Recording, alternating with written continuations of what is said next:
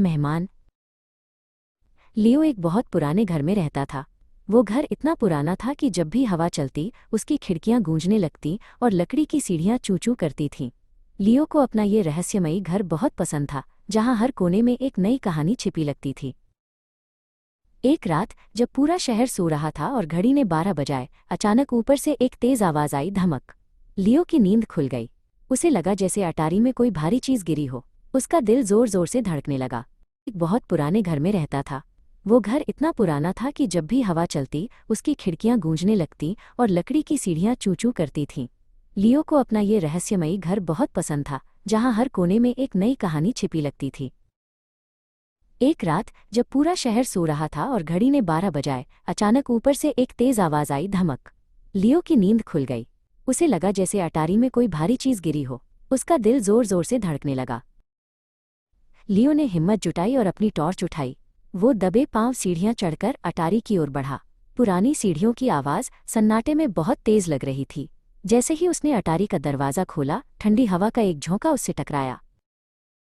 अटारी में हर तरफ धूल जमी थी, लेकिन फर्श पर लियो को कुछ अजीब दिखाई दिया। वहां मिट्टी के छोटे छोटे हाथों के निशान बने हुए थे। वे निशान कमरे के एक कोने से शुरू होकर वापस नीचे जाने वाली सीढ़ियों की तरफ जा रहे थे। लियो ने उन निशानों का पीछा किया। वे निशान वापस उसके अपने कमरे की ओर जा रहे थे। डर और जिज्ञासा के बीच लियो ने देखा कि मिट्टी के वे नन्हे निशान सीधे उसके बिस्तर के नीचे जाकर खत्म हो रहे थे। लियो ने धीरे से नीचे झांका। उसे दो चमकती हुई छोटी आंखें दिखाई दीं। वहां एक नन्हा सा जीव दुबका हुआ था, जो पूरी तरह से कीचड़ और मिट्टी से सना हुआ था।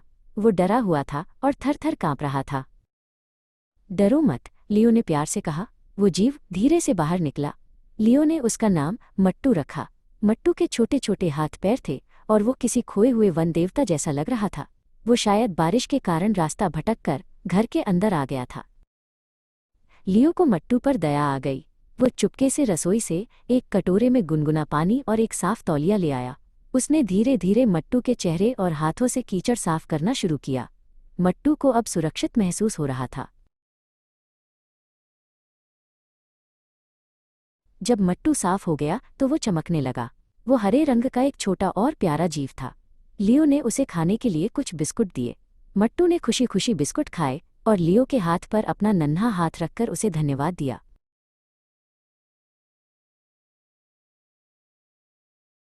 सुबह होने से पहले लियो ने खिड़की खोली। मट्टू ने खिड़की से बाहर लगे बड़े पेड़ की ओर इशारा किया। लियो ने उसे विदा किया। अब मट्टू अपने घर वापस जा रहा था, लेकिन लियो जानता था कि उस रात उसे एक अनोखा और सच्चा दोस्त मिल गया था।